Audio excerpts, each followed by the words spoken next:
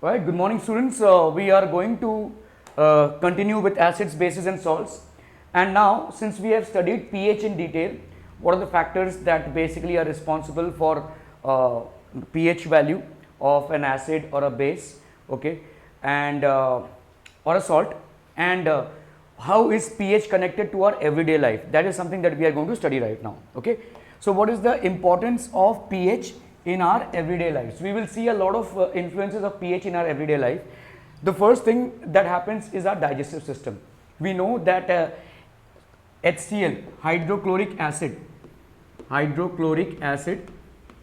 is produced in our stomach for digestion purposes, and this hydrochloric acid that is produced in our stomach has a pH of 1.4. As you can see, hydrochloric acid is a pretty strong acid, and hence it has a very low pH value, that is 1.4.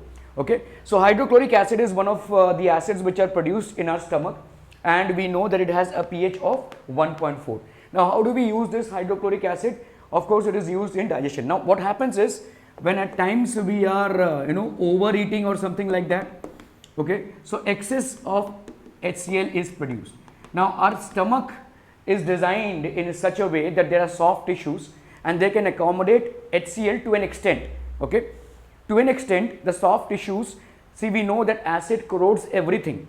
Acid will corrode the soft tissues as well. However, it is lined with mucus and all, so that the HCl that is produced, which is of normal quantities, it can handle it. However, when the HCl becomes excess, then it causes a pain, because now it starts corroding the soft tissues, okay. So overeating produces excess of HCl, and this can basically produce pain and irritation. It's a kind of inflammation that happens inside the stomach, okay. So this is basically an inflammation or a pain. You have noticed people getting a pain after eating too much, or suffering from acidity. They will say that I am suffering from acidity. My God, there's too much of pain. So that is what is happening because of consuming acid, okay. So not consuming acid, but consuming too much of food. Now this is what is causing pain and irritation, okay, and this is causing inflammation. Okay, so overeating basically produces excess of HCl, and this produces pain and irritation, which we can call as inflammation, okay. Now we have to consider this, HCl is producing inflammation, okay. So 1.4 pH is the value, 1.4 pH is the value that is there for HCl, and obviously it's a very strong acid.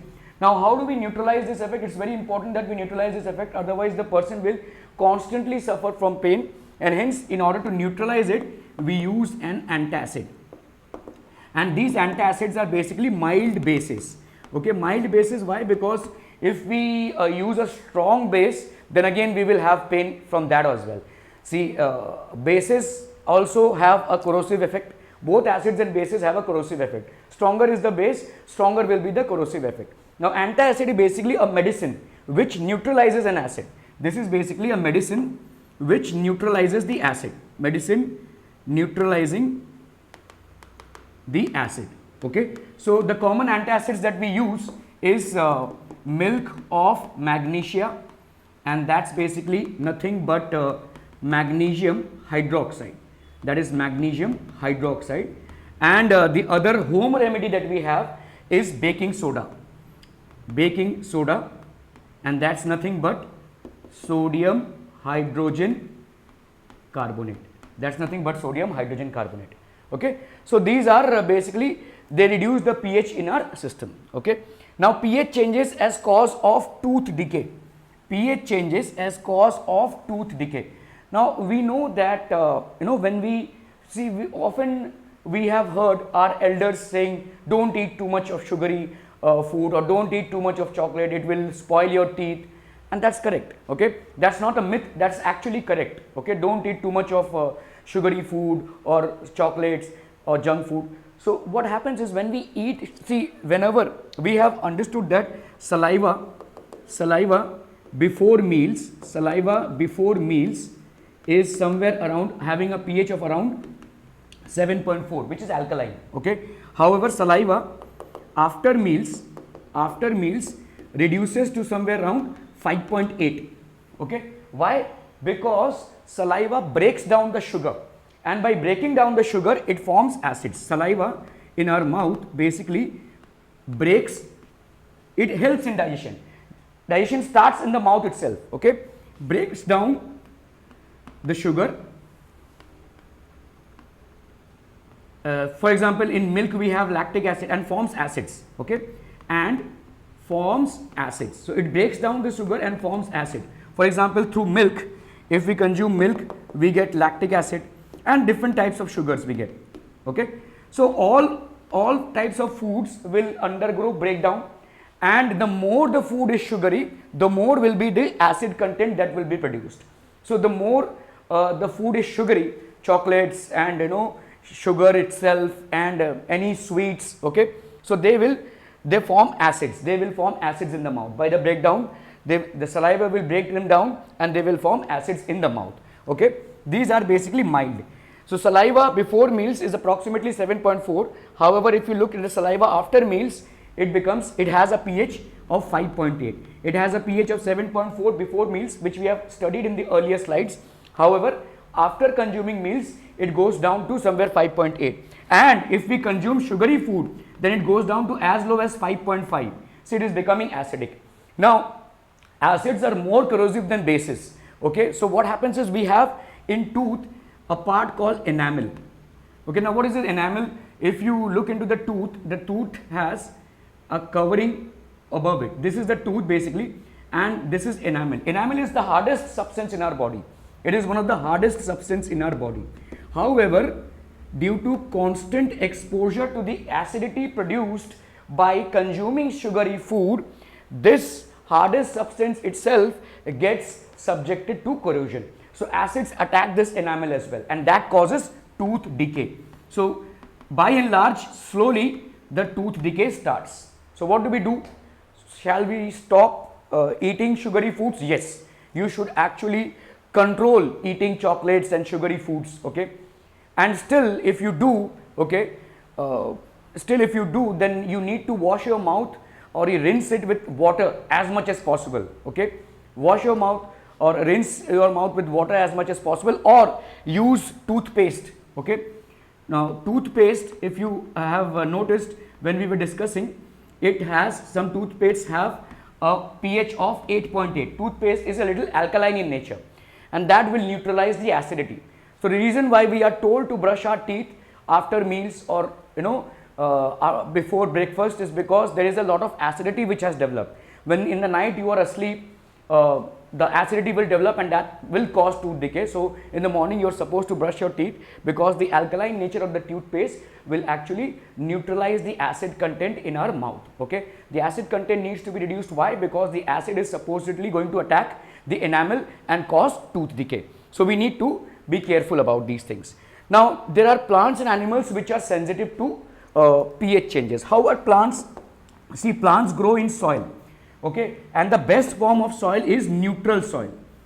So soil should be absolutely neutral for the perfect growth of plants.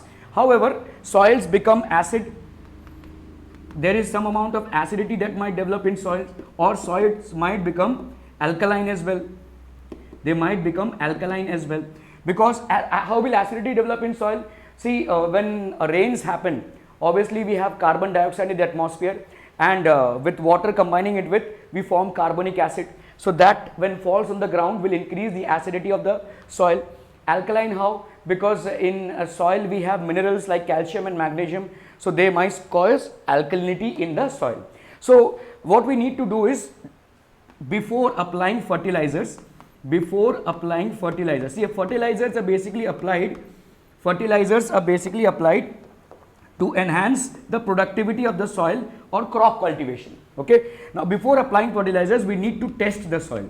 It's just not that we should apply any kind of fertilizers. Now government has basically opened up institutes in village areas wherein you can get your soil tested before applying the best fertilizer to it. How do we decide this? See, we can test the soil whether it is acid or alkaline. We can bring a soil sample, put it in water in a test tube, filter the contents, okay, and then put it to pH test, that is universal indicator. What we can do is put it to a pH test, that is universal indicator, okay. Now at times what happens is the soil is acid, okay. So if the soil is showing, and sometimes the acidity is to a tune of pH value of 4, okay, which is highly acidic. So in that case we need to use basic fertilizers, okay, basic fertilizers. Now what do we mean by basic fertilizers? Basic fertilizers, supposedly we can use calcium hydroxide, that is slake lime. It is a basic and what it will do is it will neutralize the acid content in the soil, okay. So we can use basic fertilizers like this, or even quicklime, okay. So these are basic fertilizers which we can use. And what if the soil is alkaline? Alkaline means that it has high contents. So in this case the soil pH can go as high as up to 8, okay. This can go as high as up to 8, okay. So in that case what do we do? Just one second here. 8 to 8.3 actually, okay, 8.3. So in this case what do? We use in alkaline fertilizers, we have to use an acidic fertilizer. What do we mean by an acidic fertilizer? Acidic fertilizers are basically organic fertilizers. Any kind of organic fertilizer, like say manure which is after composting, okay. Now what is composting? Composting is when you actually dig a portion of the ground and you deposit all the organic things in it, let's say rotten vegetables or cow dung and all this stuff, and you compost it. You can do it by vermicomposting as well. So that is basically manure, okay, or organic fertilizers. All organic fertilizers and manures contain certain amount of acids in them. So they will contain certain amount of acids in them, and that will neutralize the basic content of the soil, okay. Is this understood? So plants and animals are sensitive to pH changes. So this is about plants. What about animals? See, in animals, let's say in human beings, the human being or the body works best when our body is having a pH of 7 to 7.4. This is the best condition for the body to work. However, at times the body becomes a little acidic, the blood turns out to be a little acidic, and then that's when the ailments start, okay. That's when different types of ailments will start. So we need to maintain a body in such a way that it is slightly basic, okay. Our body works best in this pH range. You can you can test your saliva, you can test your blood. All this will give you the pH value of your entire system, okay. So our body works best in this range, and if it is not, then we have to ensure that we take appropriate medicines by consulting with a doctor, because if you are not able to maintain the slight alkaline portion of your body within that pH range and turns out to be acidic, then different types of ailments and diseases might pop up, okay. So that will include some dangerous diseases like cancer as well, okay. Okay, now what about the pH change and survival in animals? Okay, so let's say when let's say if we are taking aquatic animals. Now we know that aquatic animals are in lakes, ponds, rivers, etc. Okay, now when rainwater happens, okay, see here we are taking examples of lakes or maybe rivers or ponds, okay. Not only in rivers, we will generally take ponds and lakes, stagnant water basically. So water which is in one place, accumulated in one place, lakes, ponds, etc. They will have fishes in them, okay. Now what we notice here is that rainwater is slightly acidic. Rainwater is slightly acidic because of the compounds that it forms. For example, it will be having H2SO3, it will be having H2CO3. So these are basically gases. Sulfur dioxide or carbon dioxide is dissolved in the atmosphere. So when rain is falling, the H2O dissolves these gases and these acids basically fall on the rainwater. Now what happens is when they fall on that lake, okay, it will turn that lake slightly acidic, and that can be basically detrimental or threat for the aquatic animals. Many fishes might die. So after long rains, you can see, or maybe after the first showers, a lot of fishes actually die. They start floating on the surface of water.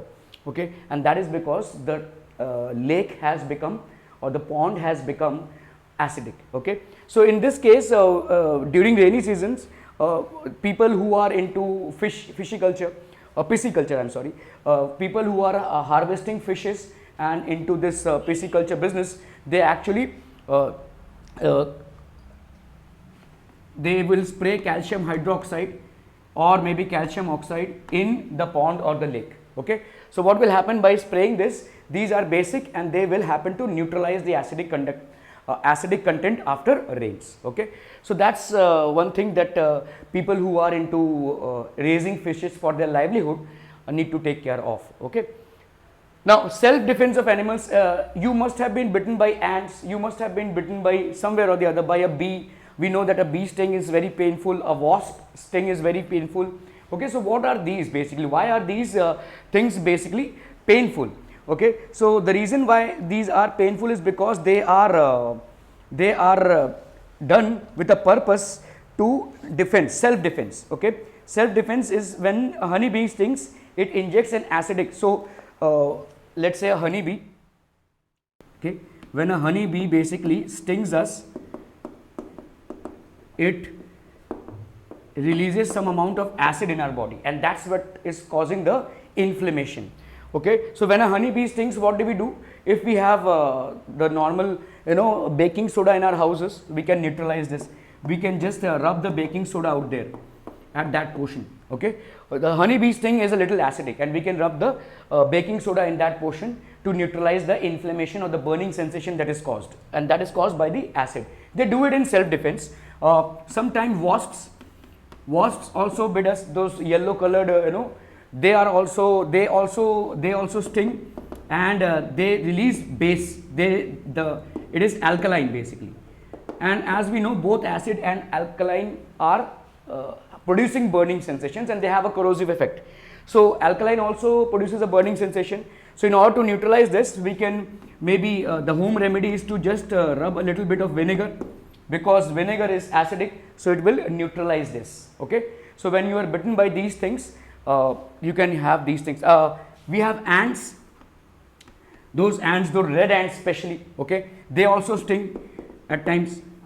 Okay, and what they do is they release acid. The acid that they release is basically formic acid, a little stronger acid as compared to acetic acid. So when we are stung by them, we can again apply a home remedy of baking soda to neutralize their effect. Okay, so these were certain things.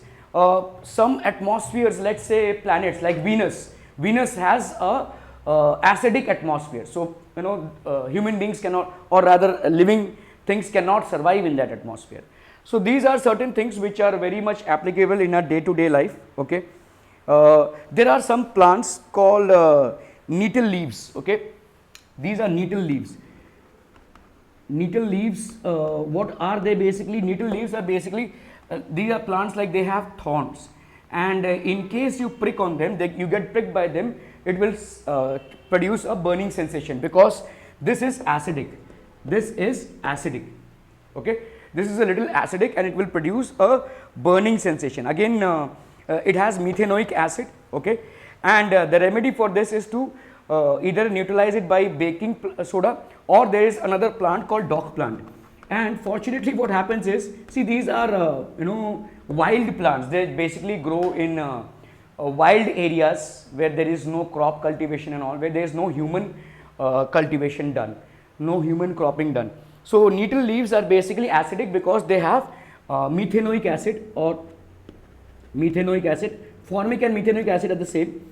Methanoic acid in their needles. Okay, so when you accidentally prick on them, they would not come and prick you because they are plants, but when you accidentally happen to get scratched by them, you will have a burning sensation. You can relieve yourself by applying a baking soda that will be available, or these dock plants are basically very close to nettle plants. They are also wild plants, and we will mostly see that they exist in groups. Okay, so these dock plants, you can rub your surface or the surface where you have been accidentally pricked upon by the dog plants, and they are alkaline in nature.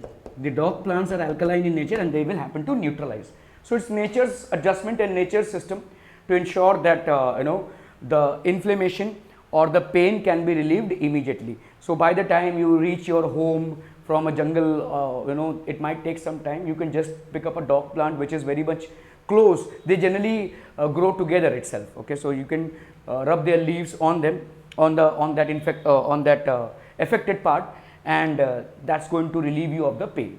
So these are some things which are closely correlated to the pH of our system, and we can apply remedies to them as well. You can take a snapshot of the same.